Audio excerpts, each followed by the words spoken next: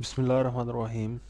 Exercise बल्कि chapter number 3 का lecture number 4 है और इंट्रोडक्शन भी पार्ट 4 है। ठीक है, तो इस लेक्चर में हम स्टडी करेंगे, डिस्कस करेंगे एक मेथड को लीनियर सिस्टम ऑफ इक्वेशंस जो हैं उनको सॉल्व करने के लिए। ठीक है, तो जिस तरह पहले बहुत से मेथड्स आप पढ़ चुके हैं लीनियर सिस्टम ऑफ इक्वेशंस को सॉल्व करने के लिए, तो हम आज डिटर्मिनेंट्स या मैट्रिसेस के थ्रू देखेंगे कि किस तरह से हम मैट्रिसेस के थ्रू एक लीनियर सिस्टम ऑफ इक्वेशन को सॉल्व कर सकते हैं। ठीक है, तो टॉपिक का पहले तो चैप्टर का नाम हम लिख लेते हैं। चैप्टर नंबर है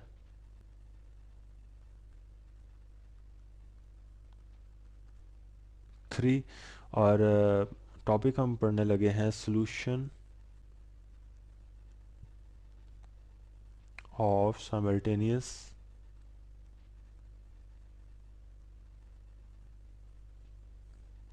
लीनियर इक्वेशन।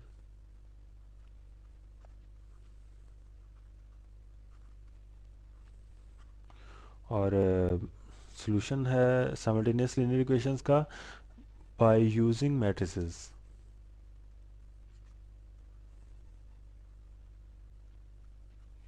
अच्छा, मैट्रिसेस को यूज़ करते हुए हमने सॉल्यूशन फाइंड करना है लीनियर इक्वेशंस का। तो एक लीनियर इक्वेशन लेते हैं हम। ठीक है, सिस्टम ऑफ लीनियर इक्वेशन लेते हैं। दो इक्वेशंस होंगी उसमें, जनरल इक्वेशंस लेंगे।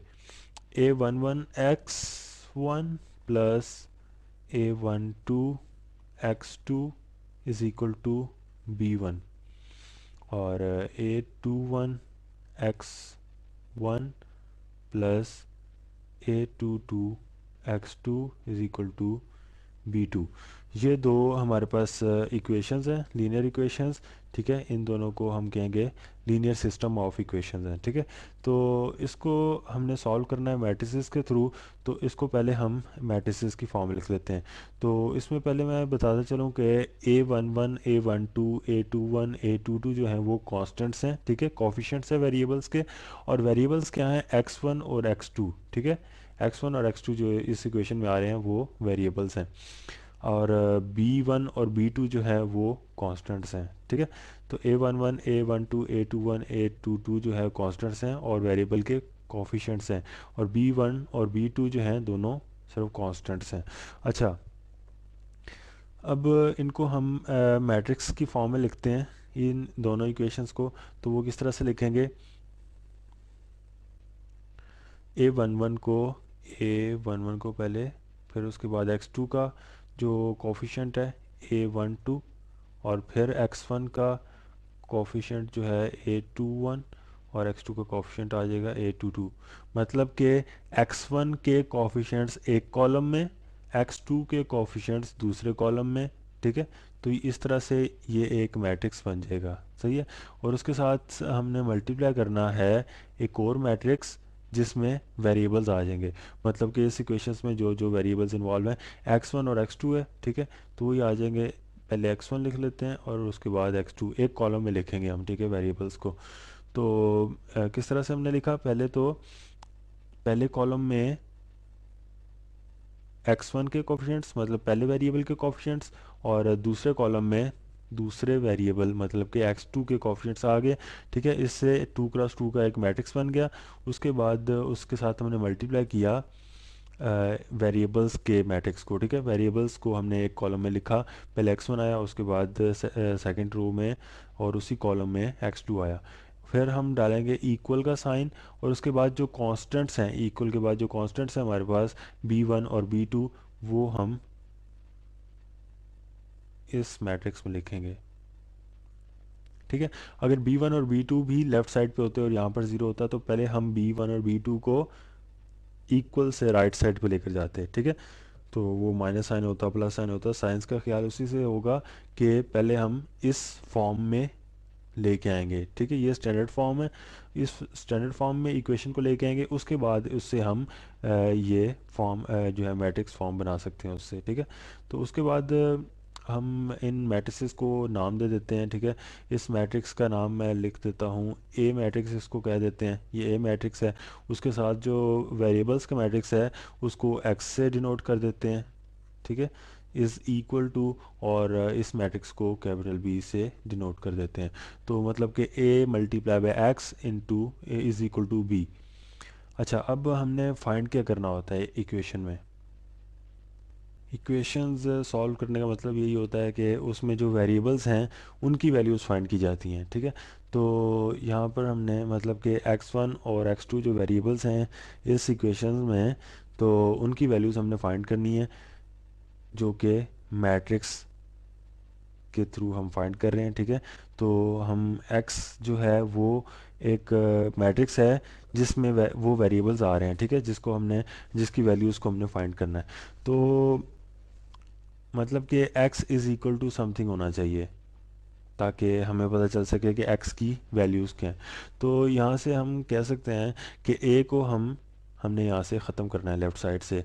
तो वो a कैसे ख़त्म होगा, जैसे मैंने पहले भी डिस्कस किया था जब हमने इन्वर्स ऑफ मैट्रिक्स पढ़ा था कि इन्वर्स के साथ मल्टीप्लाई करें तो वो मैट्रिक्स आइडेंटिटी मैट्रिक्स में कन्वर्ट हो जाता है, ठीक है। तो मतलब कि ए के साथ मैं इसका इन्वर्स मल्टीप्लाई करूं तो ये मैट्रिक्स ख़त्म हो सकता है, मतलब आइडेंटिटी मैट्रिक्स वो बन जाएगा, ठीक है। तो वो आइडेंटिटी मैट्रिक्स को एक्स के साथ मल्टीप्लाई करें तो एक्स ही हमारे पास आएगा। तो इसलिए फिर मैं क्या करता हूँ कि जब मैं लेफ़्ट साइड पे ए इन्वर्स से मल्टीप्लाई करूँगा तो उसका मतलब यही होगा कि इस इक्वेशन में मैं ए इन्वर्स को लेफ़्ट साइड पे मल्टीप्लाई करूँ तो फिर मुझे राइट साइड पे भी मल्टीप्लाई करना पड़ेगा, ठीक है। तो हम मल्टीप्लाई करते हैं ए इन्वर्स, और साथ में ए पहले से मौजूद है और एक्स भी पहले से मौजूद है, इज़ इक्वल टू। अब ये यहाँ देखें कि ऑर्डर का ख्याल रखना है कि पहले मल्टीप्लाई किया जा रहा है, ठीक है। तो राइट साइड पे भी पहले मल्टीप्लाई किया जाएगा, मतलब कि बी के बाद नहीं, बी से पहले ए इन्वर्स इनटू बी। अगर बी के बाद मल्टीप्लाई करेंगे तो रिज़ल्ट हमारे पास गलत आएगा, ठीक है। तो मल्टीप्लिकेटिव प्रॉपर्टी जो होती है, मतलब कि commutative property with respect to multiplication जो है वो मैट्रिसेस सेटिस्फाई नहीं करते, ठीक है। तो मतलब कि पहले मैंने अगर यहाँ पर पहले मल्टीप्लाई किया है तो राइट साइड पे भी मैं पहले मल्टीप्लाई करूँगा। अगर ये मैं बाद में मल्टीप्लाई करता तो राइट साइड पे भी बी के बाद मल्टीप्लाई करता, ठीक है। तो अब इसको आगे लेकर चलते हैं। ए मैट्रिक्स और उसका इन्वर्स ये आइडेंटिटी मैट्रिक्स बन जाएगा, मतलब कि ए मैट्रिक्स जो है 2x2 का है, तो आइडेंटिटी मैट्रिक्स आई टू से कह देते हैं, 2x2 का मैट्रिक्स जो है इंटू एक्स हो जाएगा, ठीक है, is equal to A inverse of B. अब आइडेंटिटी मैट्रिक्स जो है हम पहले भी डिस्कस कर चुके हैं जब हमने आइडेंटिटी मैट्रिक्स पढ़ा था कि हम किसी भी मैट्रिक्स के साथ अगर आइडेंटिटी मैट्रिक्स को मल्टीप्लाई करें तो हमारे पास वही मैट्रिक्स वापस आएगा, ठीक है। आइडेंटिटी मैट्रिक्स नहीं बल्कि मतलब कि आइडेंटिटी मैट्रिक्स उस मैट्रिक्स पे कोई फ़र्क नहीं डालेगा, वही मैट्रिक्स हमारे पास आएगा। जिस तरह से यहाँ पर आई टू जो है वो आइडेंटिटी मैट्रिक्स है, ठीक है, एक्स के साथ मल्टीप्लाई हो रहा है तो हमारे पास भी रिजल्ट में एक्स ही वापस आएगा, ठीक है, कोई फ़र्क इसमें नहीं आएगा।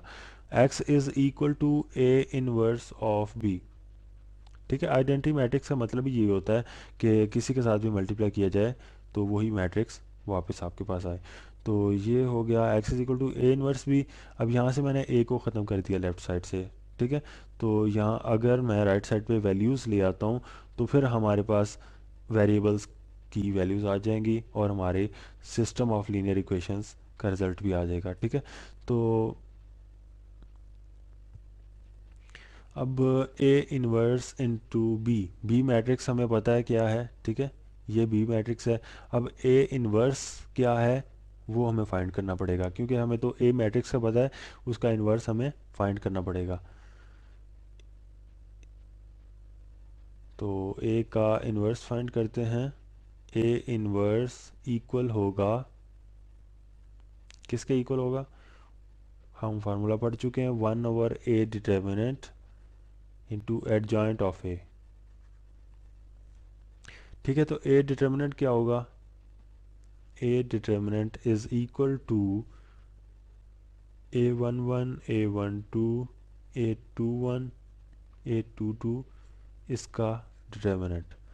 अच्छा, अब इसका डिटर्मिनेंट फाइंड करते हैं। तो फर्स्ट और फोर्थ एलिमेंट्स जो हैं वापस में मल्टीप्लाई हो जाएंगे, A11 इंटू A22, ठीक है।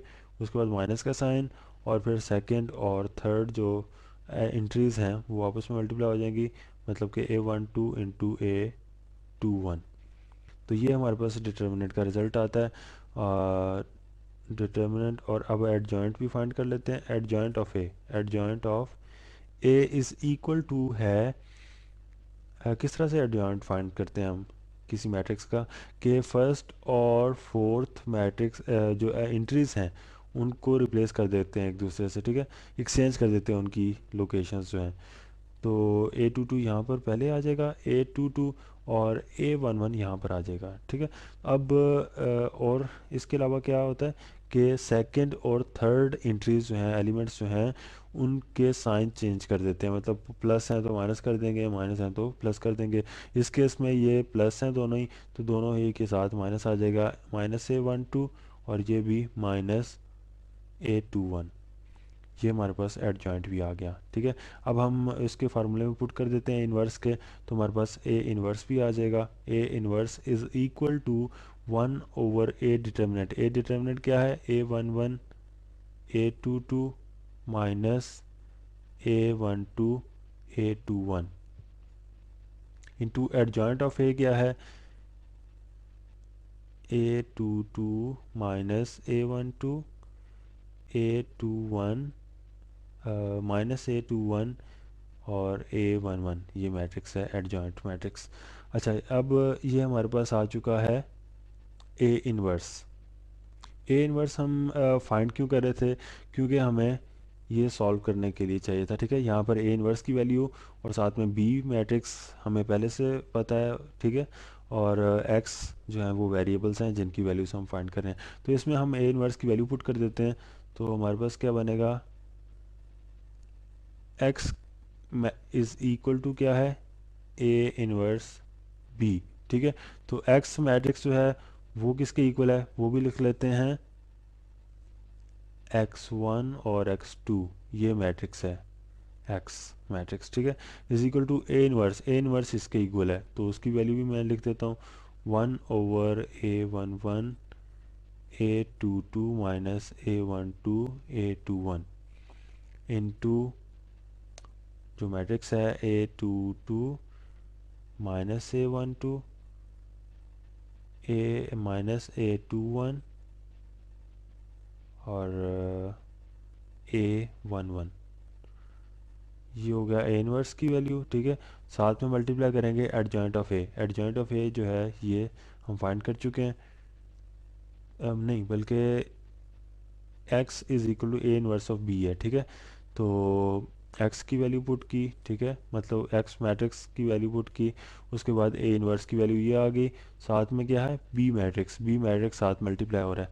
तो बी मैट्रिक्स किसके इक्वल है, बी मैट्रिक्स हमने ऊपर देखा था B1 और B2 के इक्वल है, ठीक है। उसकी इंट्रीज में B1 और B2 है, दोनों कांस्टेंट्स B1 और B2। तो ये हमारे पास आ चुका है इक्वेशंस में, मतलब उस इक्वेशन में हमने उनकी मैट्रिक्सेस की वैल्यूज़ पुट की। अच्छा, अब यहाँ से जो रिज़ल्ट बनेगा, तो हम वहाँ से x1 और x2 की वैल्यूज़ फाइंड देख सकते हैं कि क्या आती हैं। लेट्स सपोज राइट साइड को सॉल्व करने के बाद, मतलब कि पहले हम क्या करेंगे कि इन दोनों मैट्रिसेस को आपस में मल्टीप्लाई कर देंगे, तो फिर उसके बाद इस कांस्टेंट से हर एलिमेंट को मल्टीप्लाई करेंगे। तो लेट्स सपोज हमारे पास एक मैट्रिक्स बनता है सी और डी, सी स्मॉल सी है और डी, ये जो है एंट्रीज आती हैं राइट साइड पे, ठीक है। सॉल्व होने के बाद सपोज कर रहे हैं हम, ठीक है, कोई भी वैल्यू आ सकती है, लेकिन सपोज ये कर रहे हैं कि ये राइट साइड को सॉल्व करने के बाद ये एक मैट्रिक्स बनता है, और लेफ़्ट साइड पे तो मैट्रिक्स हमें पता है x1 और x2 है, ठीक है। तो फिर हम कह सकते हैं कि x1 जो है c के इक्वल है, x1 इज इक्वल टू सी है, और x2 जो है वो इज इक्वल टू डी है, ठीक है। तो ये वैल्यूज़ इस तरह से हम फाइंड कर सकते हैं। अब सी की जगह क्या है वो सॉल्व करने के बाद पता चलेगा। ये जनरल मैट्रिसेस हैं, इनको सॉल्व करके हमारे पास कोई स्पेसिफिक वैल्यू नहीं आएगी, ठीक है। तो अगर आपके पास कोई एग्जांपल हो, ठीक है, कोई एक मैट्रिक्स नंबर मैट्रिक्स गिवन हो, तो आप उसको इस तरह से सॉल्व करके देख सकते हैं और वेरिएबल्स की वैल्यूज़ फाइंड कर सकते हैं। तो इस तरह से सॉल्व किया जाता है लीनियर सिस्टम ऑफ इक्वेशंस को, ठीक है, सिस्टम ऑफ लीनियर इक्वेशंस को। अच्छा, अब हम नेक्स्ट प्रॉपर्टीज़ पे आते हैं, प्रॉपर्टीज़ ऑफ मैट्रिसेस।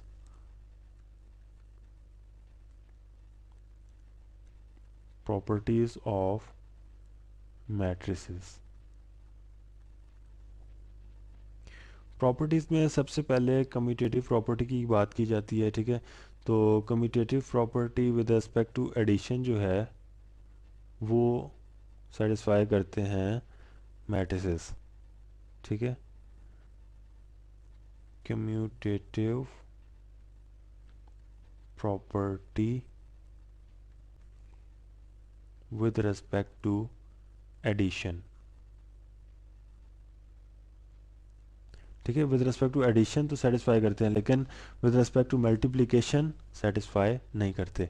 तो मतलब कि ए प्लस बी, ए और बी कोई से भी दो मैट्रिसेस हैं, तो ए प्लस बी जो है वो बी प्लस ए के हमेशा इक्वल होगा, ठीक है।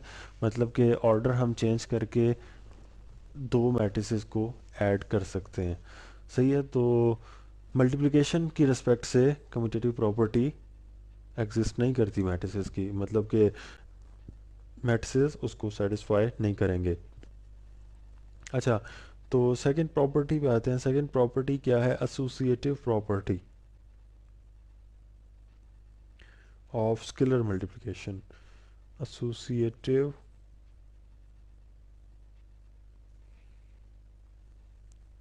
Property of scalar multiplication.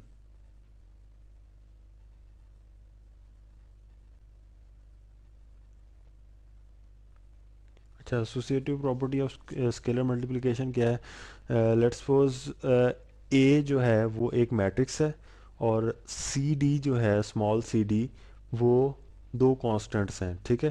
तो उसको हम मल्टीप्लाई करते हैं, ये सी डी जो है ये कांस्टेंट्स हैं, ठीक है। इनको हम मल्टीप्लाई करते हैं अगर ए मैट्रिक्स के साथ, तो हम कह सकते हैं कि ये इक्वल इस तरह से भी आ सकता है कि डी को मैं पहले मल्टीप्लाई कर दूं ए मैट्रिक्स के साथ और उसके बाद मैं सी को मल्टीप्लाई करूं, या फिर सी डी को इकट्ठे ए मैट्रिक्स के साथ मल्टीप्लाई करूं, तो दोनों का रिजल्ट एक ही आएगा, क्योंकि इसमें हो क्या रहा है कि कांस्टेंट मल्टीप्लाई हो रहा है एक मैट्रिक्स के साथ, ठीक है। जो ए मैट्रिक्स है उसके साथ कांस्टेंट मल्टीप्लाई हो रहा है।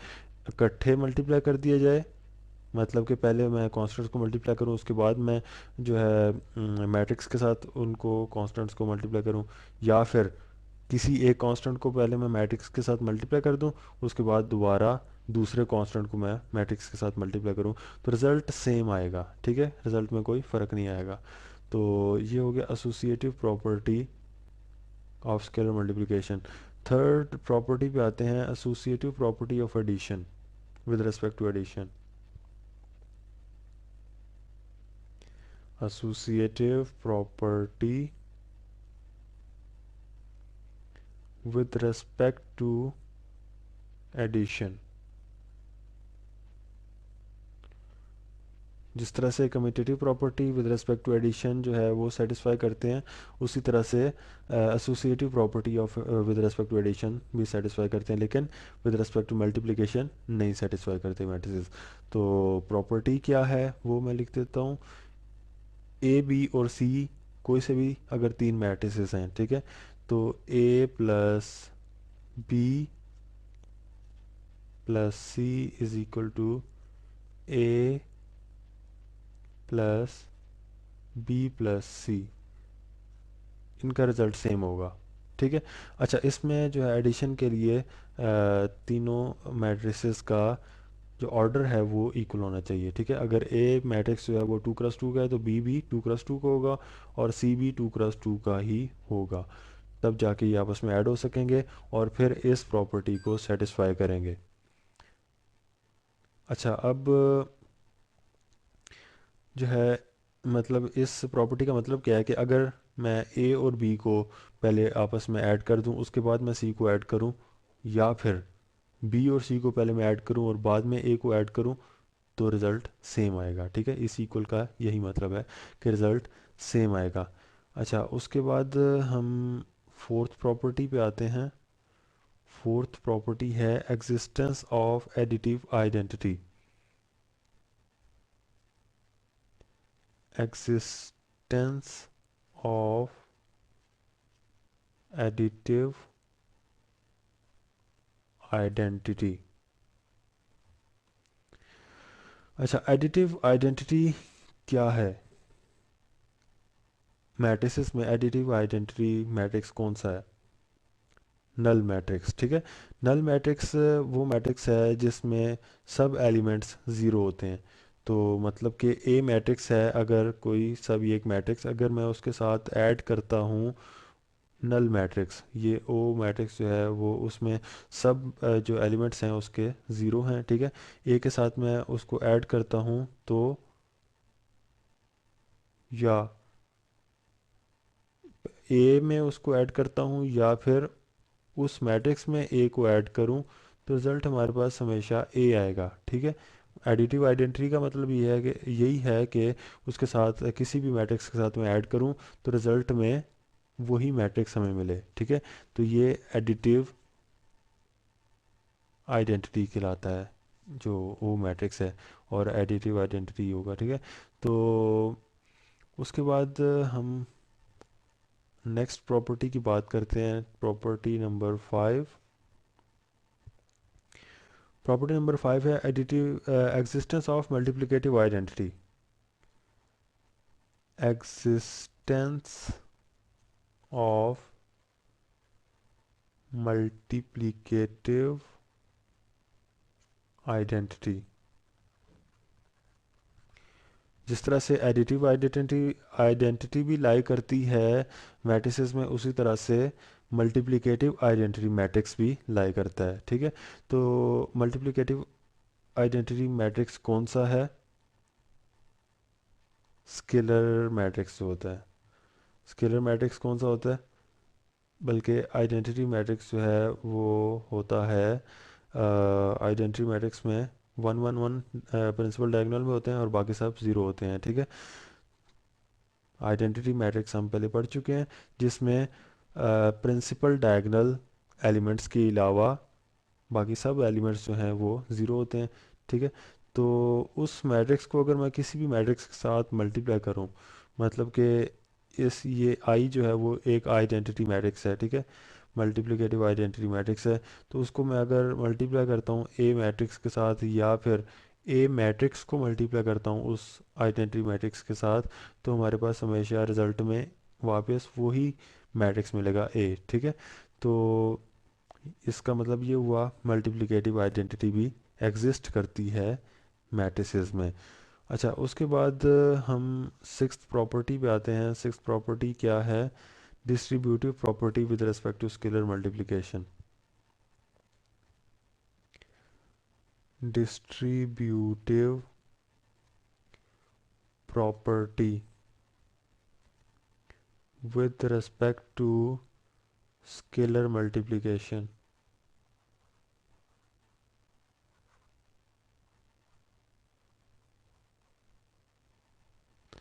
अच्छा, इस प्रॉपर्टी में क्या होता है कि अगर लेट्स सपोज सी जो है वो एक कांस्टेंट है। ठीक है, स्मॉल सी एक कांस्टेंट है, और ए कैपिटल ए और कैपिटल बी जो हैं वो दो मैट्रिसेस हैं।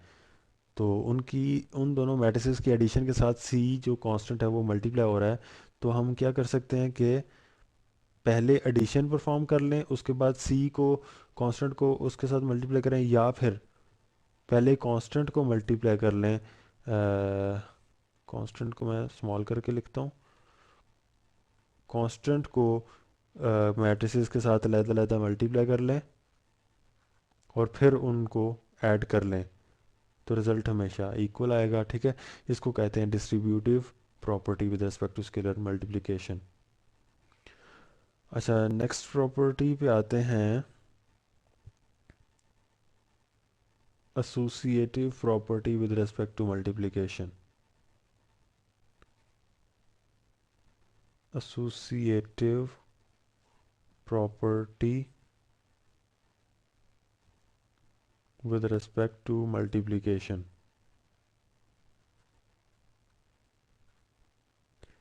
जिस तरह मैंने शुरू में कहा था कि with respect to multiplication exist नहीं करती, मतलब कि उसका मतलब ये था कि ऑर्डर चेंज किया जाए मल्टीप्लिकेशन का तब एग्जिस्ट नहीं करती। ठीक है, ऑर्डर सेम रखा जाए तो उससे फिर जो है वो सेटिस्फाई करते हैं मैट्रिसेस जो है associative property with respect to multiplication. जैसे कि ए बी और सी जो है तीन मैट्रिसेस हैं अगर, ठीक है, तो अगर मैं ए बी की मल्टीप्लिकेशन पहले परफॉर्म कर लूँ उसके बाद सी के साथ मल्टीप्लाई करूँ, और या फिर बी सी जो है दोनों मैट्रिक्स उनका उनकी मल्टीप्लिकेशन परफॉर्म कर लूँ उसके बाद मैं ए मैट्रिक्स के साथ उसको मल्टीप्लाई करूँ, तो दोनों का रिजल्ट सेम आएगा। लेकिन अगर मैं इनका ऑर्डर चेंज कर दूँ, मतलब कि ए को मैं बाद में रख दूँ या बी और सी के दरमियान में रख दूँ, तो इनके रिजल्ट्स इक्वल नहीं आएंगे। ठीक है,